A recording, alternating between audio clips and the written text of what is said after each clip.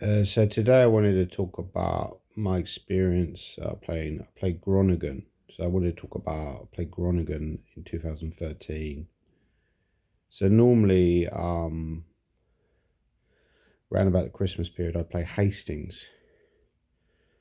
But one year I can't remember why, but I decided to play in Groningen. That was 2013, and maybe I was told about it. I played another tournament or something like that. I was told about to play this tournament in Groningen, which normally takes place over the Christmas period. So I went there and I got the ferry with David Eggleston. So sharing a room with David, who's like a young IM from Northumberland. He's from Durham, sorry. But he's not actually that young these days. He's like late 30s, but at the time he's pretty young, right? So 2013, how old would I have been? I'd have been born 76. So I'd have been in my late 30s, probably like 37 or something like that. 36. So anyway, we got the ferry. It took 15 hours, right? So you get the ferry from something like North Shields, and then goes down the Tyne, goes into the North Sea, and then 15 hours. I remember we were on a disco about 2 a.m., but the disco closed. So you got to go back to. I would rather the disco just stayed open, right? Because I didn't really want to go back to the room and try and sleep. So you go back to the room, you're trying to sleep, and the boat's going up and down. I couldn't sleep, so it's like. Then we got on the train from Amsterdam. You have to get the train from Amsterdam to Groningen. So I could have got the flight. Would have taken about an hour, maybe an hour and 20 minutes from Newcastle. Instead, you on a 15-hour ferry journey. There was a band on the ferry as well, right? So something else I remember. Um. Anyway, we get there. The weather wasn't actually that bad on a ferry compared to what it could be at that time of the year. It's like Christmas period. So we get there. I haven't slept for over 30 hours at that point because I couldn't sleep when we were on the ferry. So we go to the room. I just crash out I sleep for about 12 hours, get up the next day, next round, play next game. We ended up playing on Christmas Day. And I played this, remember, I think, was it Christmas Day or Christmas Eve? I remember, yeah, why we playing on Christmas Day sort of thing. I don't think there was a rest day.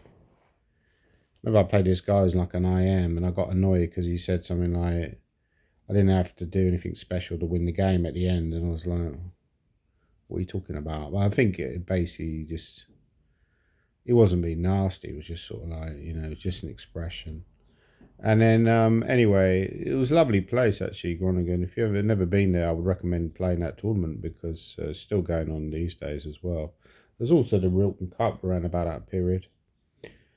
I mean, David Eggleston, he was kind enough to take the ferry because normally he would have flown because he's not scared of flying like I was. Um, but he was kind enough to decide to take the ferry. Anyway, played the tournament. I played something like Donchenko one of the later rounds. So I beat him. He was rated over 2400 even at that time. He would have been about 12, 13. And then final round. So I'm doing quite well actually. I was doing surprisingly well. In the final round, I was playing against Kovchan, who I played yesterday as well, and I lost in the end. I did offer a draw early on. It was some kind of like D4 opening where he played a Groomfield and I played a Bishop F4 line, and I didn't prepare it well enough, and I got a slightly dodgy position. I'd offered a draw before that, which he turned down. And then he ground me down in some ending where we started a couple of pawns up. I think he was high 2500s at the time, like 2590. So he was higher rated than I was at the time. I was probably about like high 2400s at the time. Obviously, I've gone down quite a bit since then because of deflation. Kovchan's gone down a lot. He's now only about 2460. FIDE, classical. Not sure what his rating is, but he's gone down a lot. Everybody's gone down a lot. Everybody who's a bit older has gone down a lot. Anyway, so finished the tournament. Then I got Then what we did is the same night. So basically, I missed out on the prize money. It was very disappointing. It was a nice little thing actually during the rounds. So you had like a pea soup thing. So you could have a pea soup after your game. That was quite nice. I think I lost to an Armenian grandmaster there as well, Savan Andrasian, um, in that tournament, who's quite a strong player, who's over 2,600 at the time, maybe still is. He's kind of famous for this kind of World Rapid and Blitz earlier this year, where there was some kind of interview with him and it was kind of funny. But yeah, so what we did, we got the train after that tournament, and we got the train to Amsterdam. So the plan was to spend a New Year in Amsterdam, right, before getting the ferry back again. So what amazed me actually when I got the ferry was that people would actually get the ferry just for one day, right? And then they'd come back, and I was like, this is like my worst nightmare getting this ferry. It's horrendous. I can't sleep, right? People getting this ferry just almost for leisure. Then they do the shopping, and then they come back the same day. But clearly, our plan was obviously we played a tournament, and then we did the ferry. Now, when I was there, I was getting a bit freaked out by there was people like dropping crackers and stuff like that, and bang, and you'd hear a bang, right? And I think partly that was that because when I was in Groningen, however it's pronounced, did go to the cafe, right?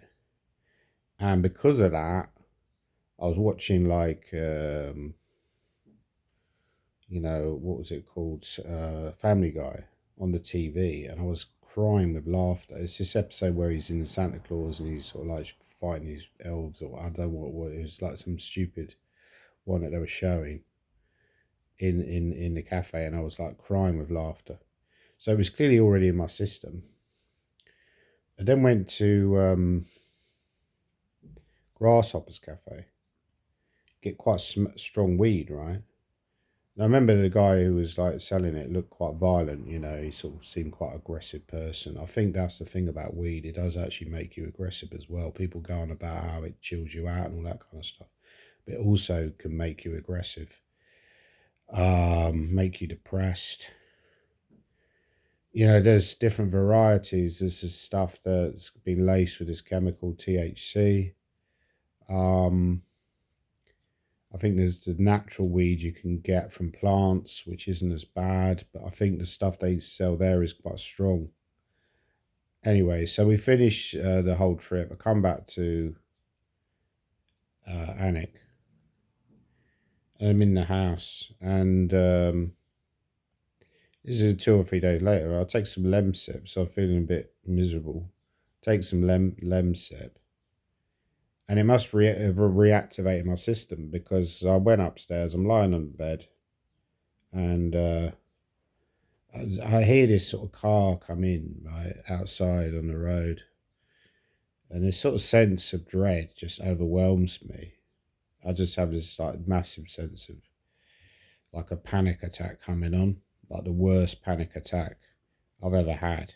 I've had some pretty bad ones, but this is the worst by a long way. And I run down, outside. Literally run outside just to get some air. So it's just like overwhelming fear just grabs me.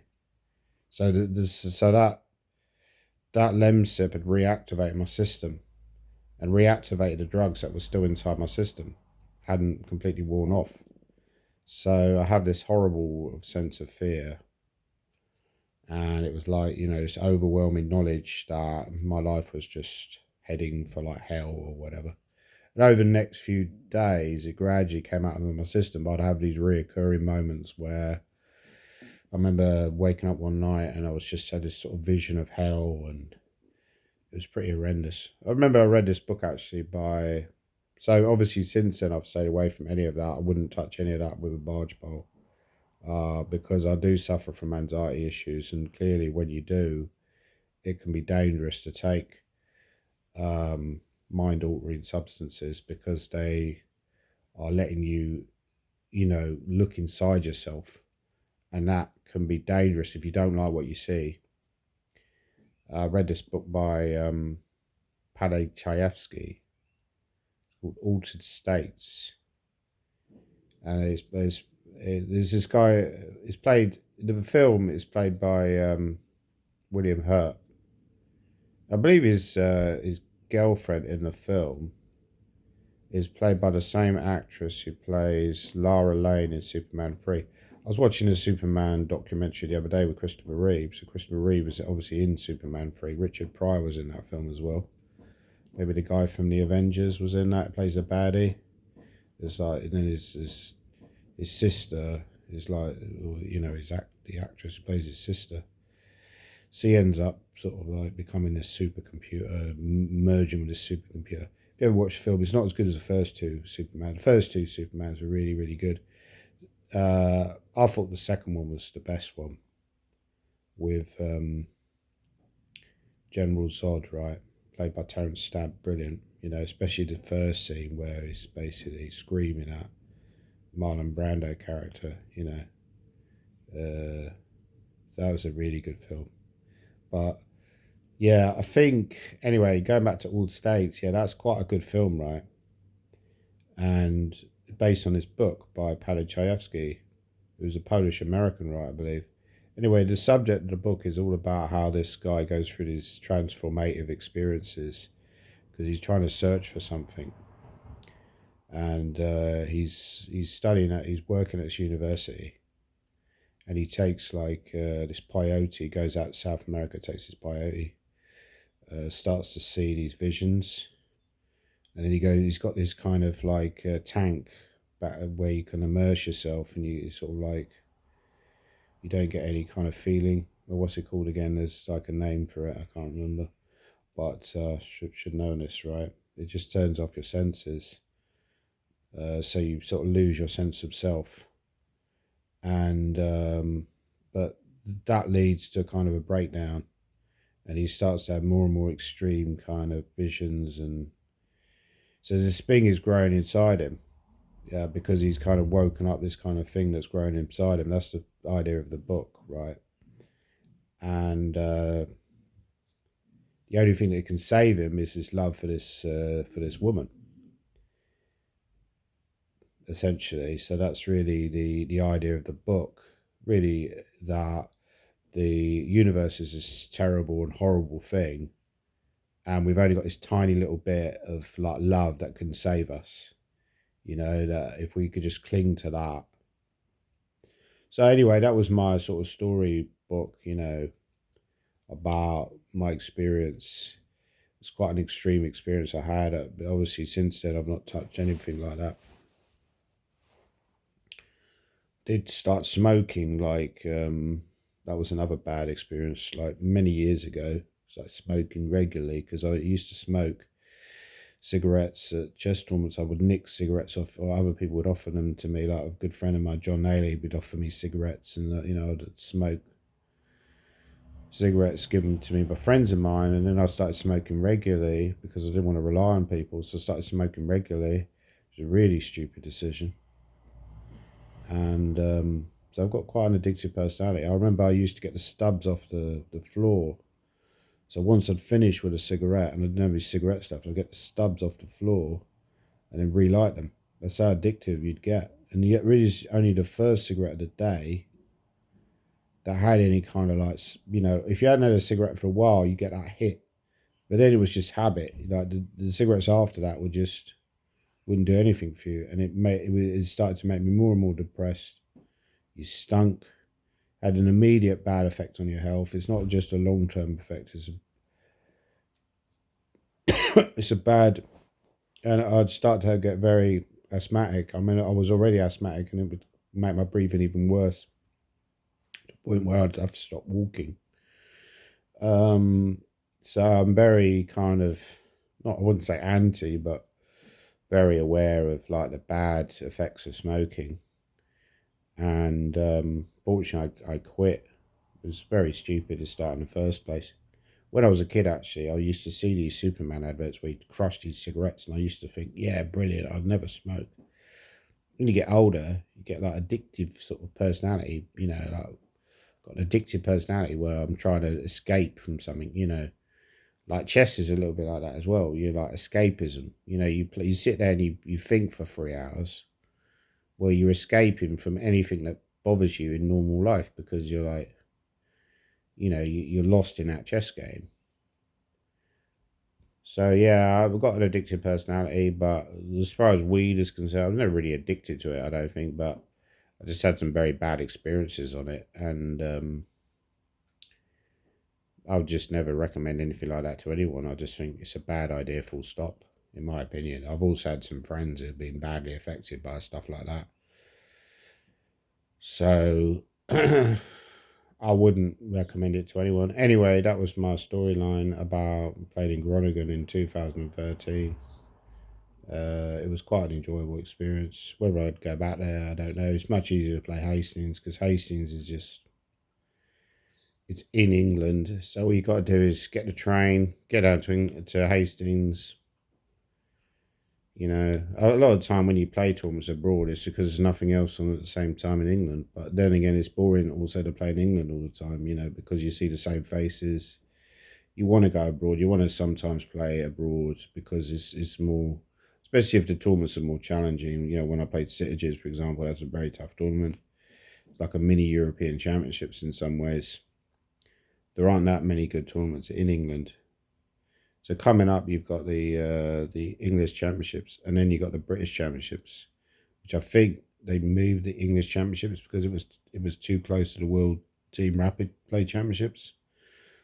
And then you got the British Championships after that, and obviously you're going to get very strong fields for that. I think Gawain Jones is going to be defending his title at the English Championships, so he's going to be hard to beat. And obviously you got all the usual suspects of the British as well. So looking forward to that.